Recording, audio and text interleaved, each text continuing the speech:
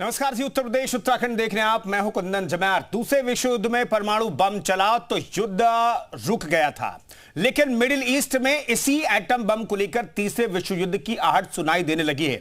दोनों देश एक दूसरे पर मिसाइल, ड्रोन, बम और रॉकेट बरसा रहे हैं। ईरान के ऊपर इजरायल के एक साथ दर्जनों फाइटर जेट्स हमला तो कर ही रहे हैं, साथ ही प्रधानमंत्री नेतन्याहू ईरान को बर्बाद करने की धमकी भी दे रहे हैं। इजरायल की ताजा चेतावनी में कहा गया है कि ईरानी नागरिक मिलिट्री और स्ट्रेटेजिक इंफ्रास्ट्रक्चर और लोकेशन से दूर हट जाएं। तो क्या अब आगे ईरान पर और बड़ा हमला होने वाला है या भयंकर युद्ध छिड़ने वाला है? पिछले 3 दिनों में हमले की खतरनाक तस्वीरें इस रिपोर्ट में देखिए।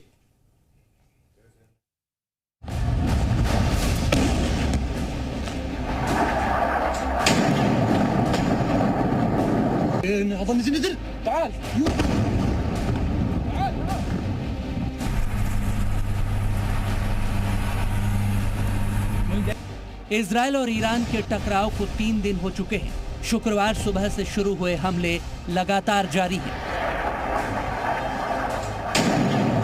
दोनों देश एक दूसरे के स्ट्रेटेजिक और इंपॉर्टेंट लोकेशंस को टारगेट कर रहे हैं, जिसमें बड़ी संख्या में लोगों की भी मौत हुई है।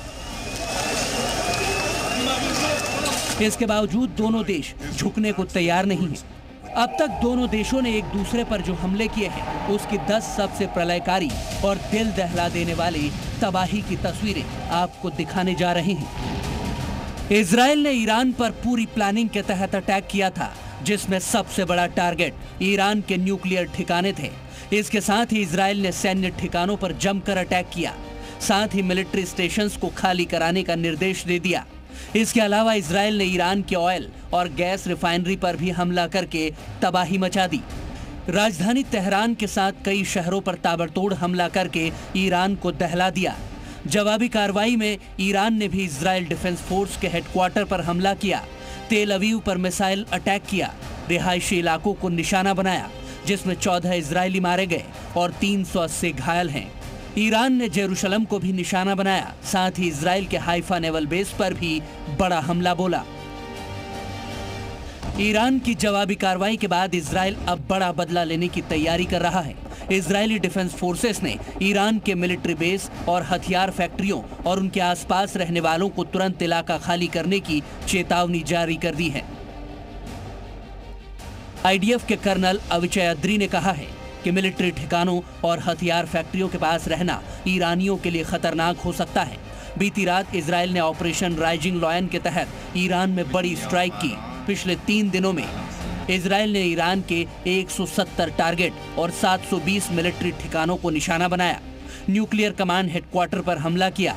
एसपीएनडी परमाणु प्रोजेक्ट के साथ ही स्ट्रेटेजिक अड्डों को निशाना बनाया गया। डेवलपमेंट और रिसर्च साइट को भी तबाह कर दिया, जहां न्यूक्लियर प्रोग्राम डेवलप किया जा रहा था। ईरान के हमले के बाद नेतन्याहू बटियाम पहुंचे, हमले का जायजा लिया, घायलों से मुलाकात की और फिर उसके बाद ईरान को खुली धमकी दे दी कि हमले रुकने वाले नहीं हैं, ईरान बर्बाद हो जाएगा। נמצא פה בבת ים עם כוחות פיקוד העורף, כוחות ההצלה. בשם עם ישראל כולו אני מביע צער על אובדן הנפש שקרה כאן, וליבנו עם משפחות. צריך וחשוב להישמע להנחיות פיקוד העורף כמי ששמע. इसके साथ ही इजरायली डिफेंस फोर्सेस ने ईरान को यह भी धमकी दी है कि अगर ईरान अपना न्यूक्लियर प्रोग्राम बंद नहीं करता है तो हमले और भी तेज हो सकते हैं। कुछ ऐसी ही चेतावनी ईरान को अमेरिका भी दे चुका है, जिसके बाद अब ईरान इजरायल के आगे गिड़गिड़ा रहा है कि अगर इजरायल हमले रोक लेता है तो ईरान भी रोक देगा। क्योंकि पिछले 3 दिनों के युद्ध में ईरान में 138 लोग मारे जा चुके हैं, जिनमें 9 न्यूक्लियर साइंटिस्ट और 20 से ज्यादा ईरानी कमांडर्स शामिल हैं, जबकि 350 से ज्यादा लोग घायल हैं। इजरायल के हमलों से बचने के लिए ईरान ने राजधानी तेहरान समेत 7 राज्यों में एयर डिफेंस सिस्टम एक्टिव कर दिया है। ईरान खुद को कितना भी बचा ले, लेकिन इजरायल और अमेरिका उसको छोड़ने वाले नहीं है, क्योंकि ईरान ने न्यूक्लियर पावर बनने की जिद ठान रखी है, जबकि इजरायल किसी भी कीमत पर ईरान को एटॉमिक पावर नहीं बनने देना चाहता। इसीलिए मोसाद पूरी तरह से ईरान में एक्टिव है।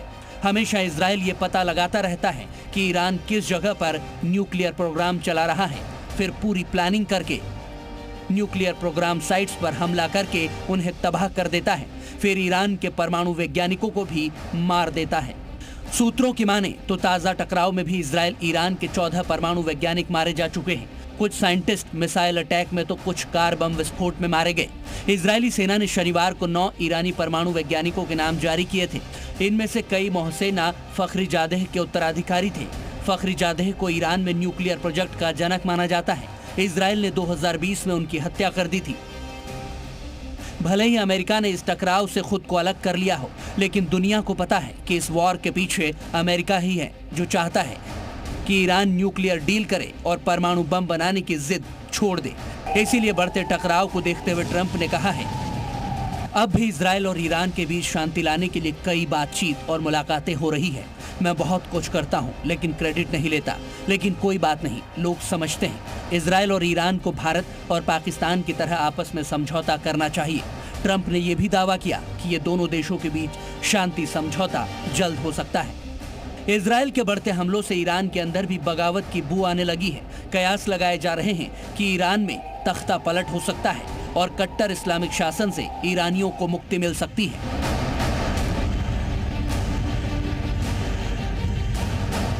क्योंकि ईरान के पूर्व क्राउन प्रिंस रेजा पहलवी ने खामनेई को इस विवाद की जड़ बताया और कहा कि खामनेई सरकार जाने से ही ईरान में शांति आएगी। उन्होंने ये भी कहा कि कुछ लोग जो ईरानी सरकार के सिस्टम के अंदर हैं, वो भी उनसे जुड़े हुए हैं। इस्लामिक सरकार की अपनी गलतियों ने ईरान को इस हालत में ला दिया है कि उन्हें नहीं लगता कि इजराइल का मकसद आम लोगों को मारना था। इस बयान से ईरान की मुश्किलें और ज्यादा बढ़ने वाली हैं, क्योंकि ईरान में पहले से ही इस्लाम विरोधी मूवमेंट चल रहा है। लोग खामनेई की इस्लामिक पाबंदियों का खुलकर विरोध कर रहे हैं। ऐसे में खामनेई के खिलाफ बगावत की आवाज विरोध की आग को और भी भड़का सकती है, जिसका फायदा उठाकर अमेरिका और इजराइल ईरान में इस्लामिक शासन को हमेशा हमेशा के लिए हटा सकते हैं।